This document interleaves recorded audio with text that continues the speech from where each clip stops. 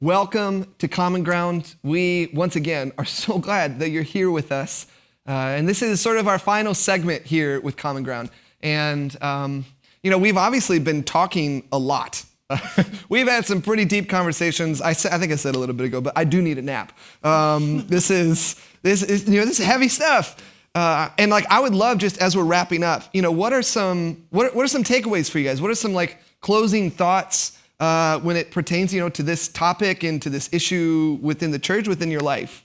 Yeah, I think it's important for us to know that, this is one conversation, right? And hopefully this leads to whoever sees this video. Hopefully it leads to them having many conversations, and then they impact others to have the conversation. But I think it's important to know it's not going to stop with this one conversation or the one conversation that they have. But be committed to the journey. I think we are all, we've talked before this filming, and I know that we're going to talk even more after this filming. We're committed to walking out a process and a journey together to really see healing. Sometimes healing takes time, like you were saying earlier. I think that's so important to learn. Don't be weary in well-doing. Yes. Don't be weary in having this conversation because it's bringing forth something that's really important. Totally. Yeah. So one of the things that a friend in that meeting place time shared that was so impactful for me was talking about essentially this concept.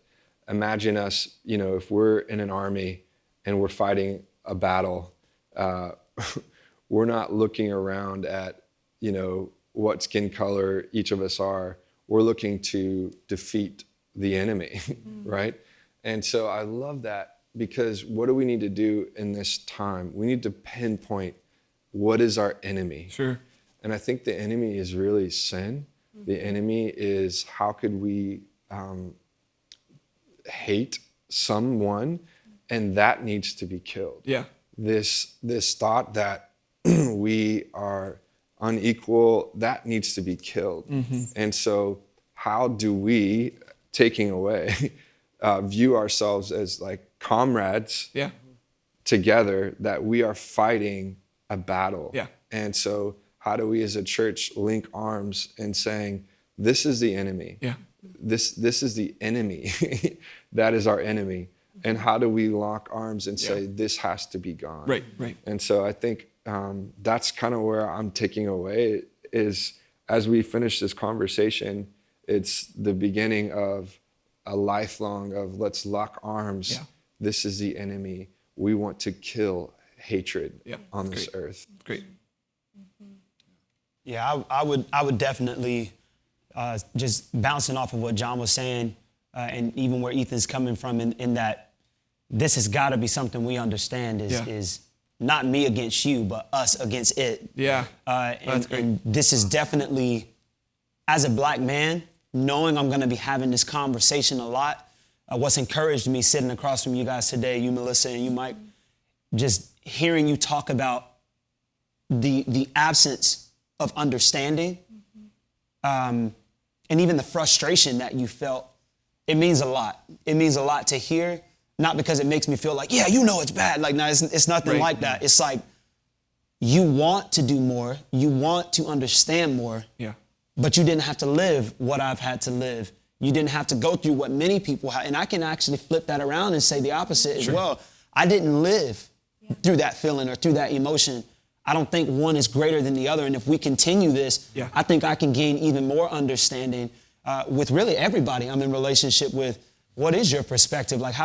How can I love on people that are different from me, who don't have the same struggles as me, without it being, you don't know where I came from. You haven't seen what I've been through. It ain't the same. You have more opportunity. No, we all are at a disadvantage if we don't have understanding. And so I want to continue to have that, these real conversations. So thank you for, again, having me today. Awesome. I think for me, it's, I can't let it go unnoticed anymore. I've seen it. We've mourned over it. Continual, I'm still trying to process through a lot of that stuff, but I can't let my daughter not know. I can't, and she's got to know that equality matters. She has to know that the same power that lives in me lives in you, lives in you, lives in you, lives in you, lives in everybody that's watching if you are a follower of Jesus. And that power, nothing's going to stand against it. And I think that's my commitment to it, is like we've all been talking about it a lot. How are we going to pass it on to the next generation? Yeah. How are they going to know that racism is never okay? Yeah. Ever. Not once in human history has it been okay. It's been tolerated, it's been accepted, but it's not okay. Yeah. So how are we going to walk towards freedom, knowing that that's why Christ has set us free? Mm-hmm. That's it. That's the name of the game. So that's kind of what I and my husband have committed to, is how are we going to teach people in our house? Yeah. You know? Well, and this is incredible. I mean, I'm incredibly moved by every single thing you guys have said today. And I know people online watching are going to be too. And yeah, I mean, I think, right before this segment, we're all talking about and committing to, like, this doesn't end here. And conversations are great, but like it cannot end here. And I feel like so many times, I mean, you just look at U.S. history, it seems like, certain groups and certain things pop up and it feels like, yes, like a step forward. And then, people sort of revert back to this apathetic oppression. I mean, it's just like that, and it's unfortunately it's what it is. We revert back to this just sort of neutral state, Complacency. Yeah, complacency, and like that's not what God wants for us. That's not what the kingdom is. Like the kingdom is advancing, and that is an active thing.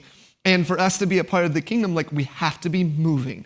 And so, thank you guys so much. Thank you. This is incredible. And we thank you so much for joining us here with Common Ground.